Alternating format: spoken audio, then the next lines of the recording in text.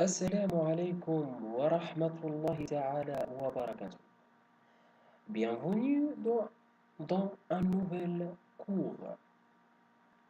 C'est la complète de partie 2 des facteurs physico-chimiques. On complète ce partie par les cultures des bactéries. Tous les exercices de ce chapitre et bien prendre par cœur en exigeant des bactéries et les milieux de culture pour bien préparer les exercices et pour trouver une solution bien définie de l'exercice. On commence à la barakatillah. Les cultures des bactéries. On commence premièrement par les milieux de culture. Le milieu de culture. Pourquoi les milieux de culture? Et pour la préparation d'utiliser, pour faire croître, reproduire, transporter et conserver des micro-organismes. Le milieu de culture, ils peuvent être liquides, solides ou semi-solides. Les milieux solides sont généralement solidifiés avec de l'agar. Habituellement, on utilise la concentration 1,5% pour leur milieu solide et la concentration 0,75% pour le milieu semi-solide.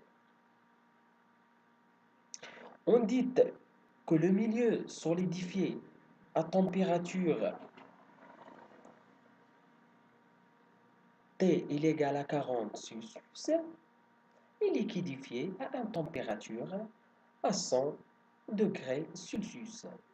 Le milieu solide est important pour l'étude et observer des micro-organismes. C'est-à-dire, le milieu solide est donné la possibilité de regarder à l'œil nu les colonies des micro-organismes. Je vais faire une petite vidéo pour expliquer comment passe le TP de microbiologie. Inch'Allah. On complète. Le deuxième milieu, c'est le milieu naturel. On appelle aussi le milieu empirique ou le milieu complexe, qui contient au moins un ingrédient de composition ou de concentration inconnue. Les milieux est très utile car un seul milieu complexe peut être suffisamment riche et complète pour satisfaire les besoins nutritifs de plusieurs micro-organismes différents. Les milieux complexes contiennent des composés indéfinis comme des peptones, des extraits de viande et des extraits de levure. On a trois milieux complexes souvent utilisés. Le bouillon nutritif, le bouillon au soja et la gélose McConkey. Ces milieux est très important pour définir la nature des bactéries. On passe à la troisième milieu.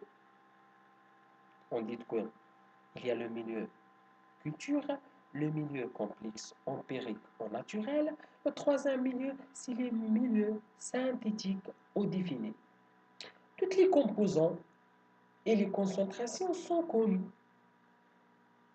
On a les chiffres de chaque concentration, donc sont connus.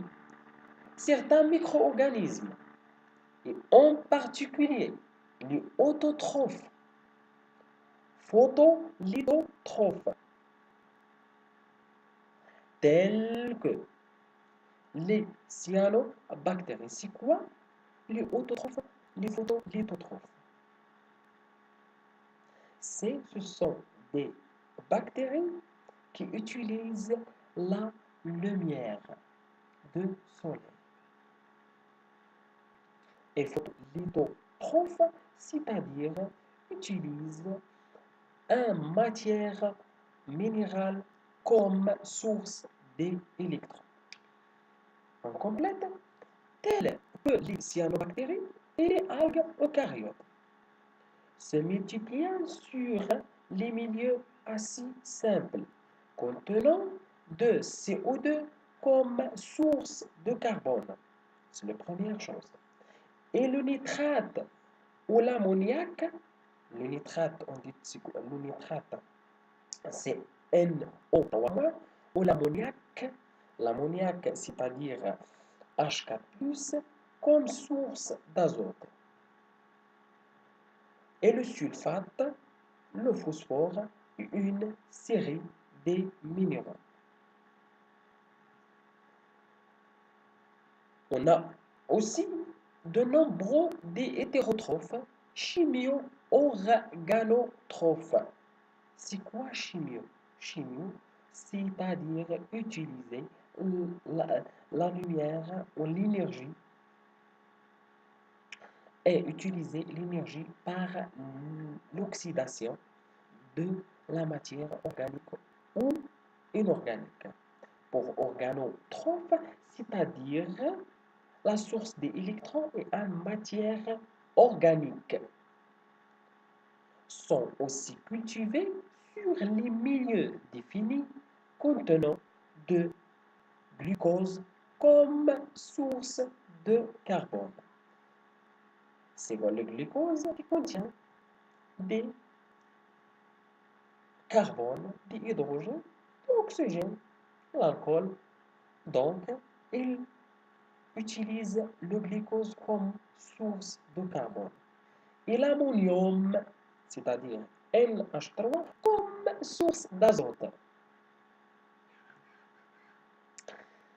Et pour le quatrième type de ces milieux, le milieu sélectif, pardon, favorisant la croissance de certains micro-organismes particuliers tout en inhibant la croissance d'autres espèces ou isolants. Donc, c'est quoi? C'est le milieu sélectif qui est sélectionner les types de bactéries. C'est une petite définition. Elle contient des agents sélectifs appelés aussi inhibiteurs, tels les sels biliaires ou les colorants comme la fuchsine basique et le cristal violette, et qui favorise la croissance des bactéries gram- et inhibant la croissance des bactéries gram+. Pour le cas de cristal violette, on utilise dans la coloration de gram. C'est une partie pratique de première partie de microbiologie. On a les milieux d'identification ou différentiels permettant de distinguer différents groupes de bactéries et même d'identifier les micro-organismes sur la base de leurs caractéristiques biologiques. Certains milieux permettant la recherche, l'utilisation ou des fermentations de sucre, de production de gaz, d'acétanoïdes ou d'enzymes par la bactérie. On dit que le gilose, on a toujours dans le milieu d'identification et différentiel. Et pour ce type de milieu, on a le gilose au son, un milieu différentiel et enrichi.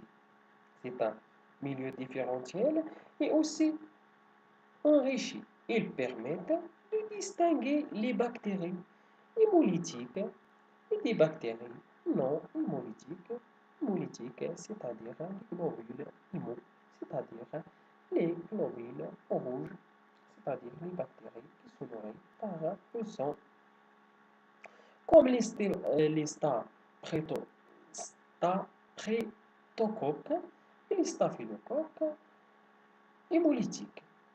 Le gylose MAC conquis à la fois différentielle et sélective.